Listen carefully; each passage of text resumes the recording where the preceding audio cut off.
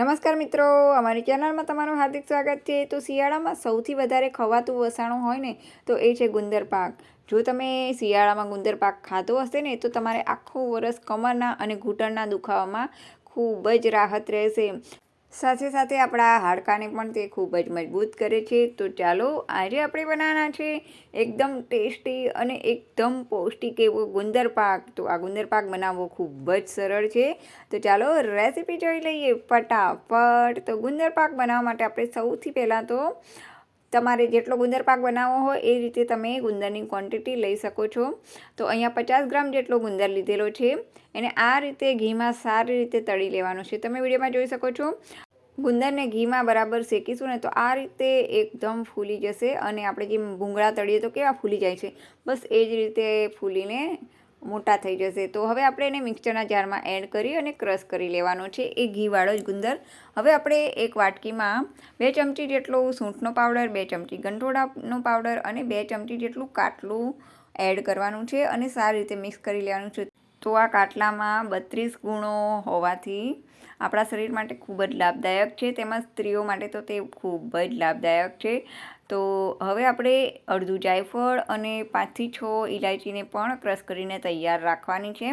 તો હવે આપણે એક કડાઈમાં 2 થી 3 મોટા ચમચા જેટલું ઘી એડ કરવાનું છે અને એમાં જે ઘઉંનો કરકરો લોટ આવે છે ને એ આમાં એડ કરવાનો છે 2 ચમચા જેટલો અને એને સારી રીતે શેકી લેવાનો છે। લોટ બરાબર શેકી જાય એટલે આપણે જે સૂંઠ, ગંઠોડા અને કાટલાનો જે પાવડર રેડી કર્યો છે તે આમાં એડ કરી અને એને પણ સારી રીતે બરાબર ઘીમાં મિક્સ કરી લેવાનું છે।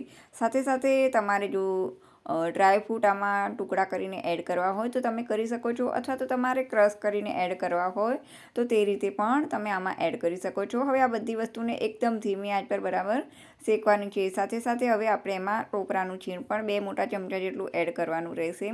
હવે એને પણ સારી રીતે મિક્સ કરી લેવાનું છે બરાબર આ રીતે એક એક વસ્તુ એડ કરતા જવાનું છે અને બધી વસ્તુને સારી રીતે મિક્સ કરતા જવાનું છે। અહીંયા હવે આપણે જે ગુંદર તળીને ક્રશ કરીને તૈયાર રાખ્યો છે તે પણ આમાં એડ કરી દેવાનો છે આ રીતે। હવે ફરીથી બધી વસ્તુને સારી રીતે મિક્સ કરી લેવાની છે। તમે વિડીયોમાં જોઈ શકો છો બધી વસ્તુ સારી રીતે મિક્સ થઈ ગઈ છે। હવે આપણે જે જાયફળ અને ઇલાયચીનો ભૂકો કર્યો છે તે આમાં અડધી ચમચી આ રીતે એડ કરી દેવાનો છે।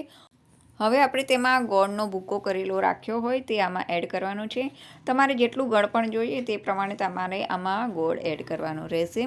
હવે આપણે ગેસની ફ્લેમ થોડી મીડિયમ કરી અને ગેસને સારી રીતે ઓગળવા દેવાનું છે। તમે વિડીયોમાં જોઈ શકો છો આ રીતે બધી વસ્તુ મિક્સ કરવાની છે અને ગોળને પૂરેપૂરો ઓગાળવાનો છે।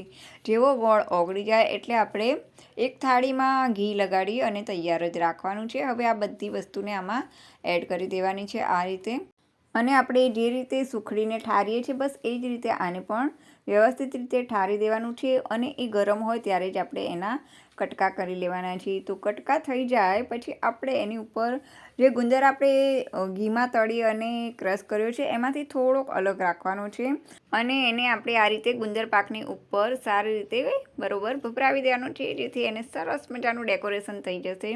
તો ચાલો આપણું થઈ ગયો એકદમ ટેસ્ટી અને પૌષ્ટિક ગુંદર પાક તૈયાર। તો કોને કોને આ વિડીયો ગમ્યો છે, વિડીયો ગમ્યો હોય તો લાઇક અને શેર ચોક્કસ કરજો અને કોમેન્ટ પણ અવશ્ય કરજો અને જો તમે અમારી ચેનલમાં નવા હો તો સબસ્ક્રાઈબ કરવાનું તો ભૂલતા જ નહીં। તો ચાલો હવે આપણે ફરી મળીશું નવા વિડીયો સાથે, નવી વાનગી સાથે। ત્યાં સુધી બાય બાય।